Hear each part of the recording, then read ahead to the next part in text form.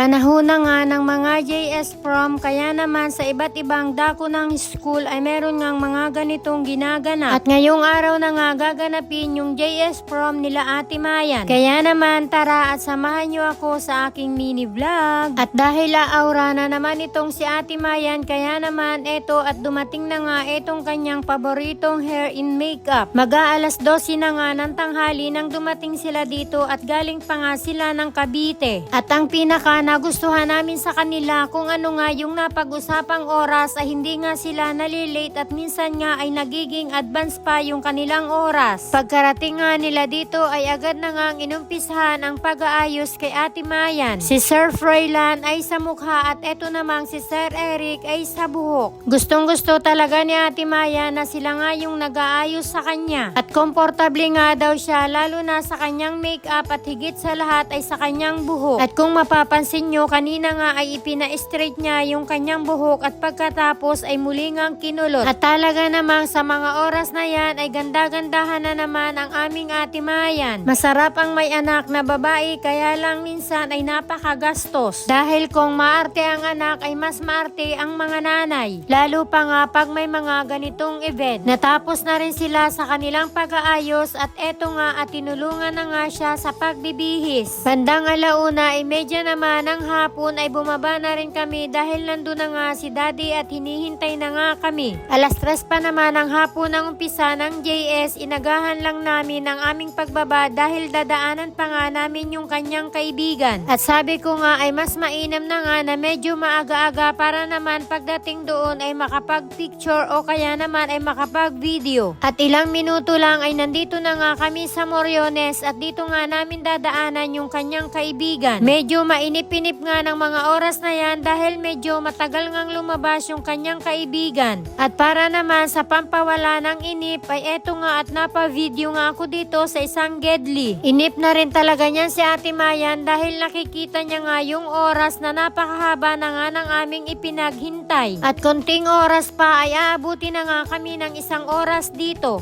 Malapit lang din naman dito sa amin yung paggaganapan ng kanilang JS at dito nga yan sa Manila Hotel. At simula dito sa amin hanggang dito sa hotel, kung hindi traffic ay aabutin lang ng mga 30 minutes at kung traffic naman ay aabutin ka ng ilang oras. At dahil wala ngang traffic sa mga oras na ito, kaya naman mabilis nga lang din naming narating etong Manila Hotel. At halos sabay-sabay ngang nagsisipagdatingan yung mga sasakyan dahil nga sa mga mag-JJS. Bale, eto nga pala ay pangalawang JS na ni Ate Mayan at yung una nga ay nung siya ay grade 10 pa. Pagdating naman dito sa hotel ay pwede ka nga pumasok at pwede mo nga silang ihatid hanggang sa loob. At malaya kang makakapag-picture at makakapag-video sa kanila. Pagkatapos ko namang ma-videohan etong si Ate Mayan, maya-maya ay nagpaalam na nga siya sa akin. Kailangan na kasi nilang pumasok doon sa pinaka-venue dahil nga daw magre-registered pa nga sila para makakuha ng kanilang number.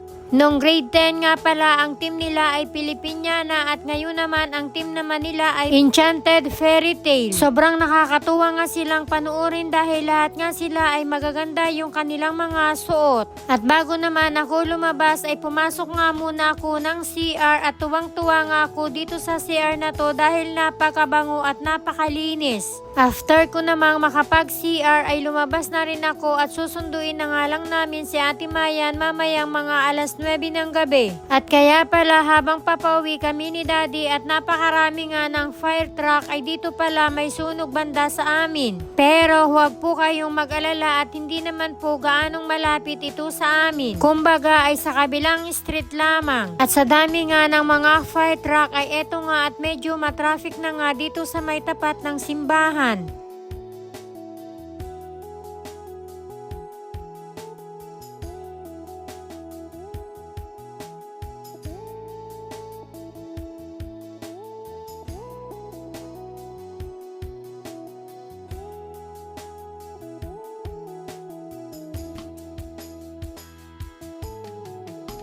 Bandang alas 8:30 naman ng gabi ay umalis na nga kami dito sa bahay para sunduin na nga si Ate Mayan. Malapit lang din naman yung aming parkingan kaya naman nilakad na nga lang namin papunta dito. At natatawa talaga ako dyan kay Daddy dahil madaling-madali nga siya sa kanyang paglalakad na akala mo nga ay merong hinahabol. At bago ka nga makarating sa aming pinaparkingan ay madadaanan mo nga itong Tutuban Mall. At meron nga sila ditong night market. At noong mga nagdaang Pasko ay dito nga ay napakarami nga ng tao at halos hindi ka nga makasingit. Sobrang bilis talagang lumakad nitong si Daddy at medyo hiningal nga ako ng very light pagdating dito sa parkingan. Siguradong mas mapapadali ang pagsundo namin kay Ate Mayan dahil wala ngang masyadong sasakyan. Medyo matahimik na nga ang kalsada at kukunti na nga ang sasakyan kaya naman eto at nakarating na nga agad kami dito sa Manila Hotel. At hindi pa nga kami nagtatagal sa aming pagkakaparking ay eto nga at lumabas na nga etong si Ate Mayan. Sobrang na-enjoy naman daw niya ang moment na to kaya lang ay sumakit daw ang kanyang katawan pati na nga rin ang kanyang mga paa. Thank you for watching. Bye!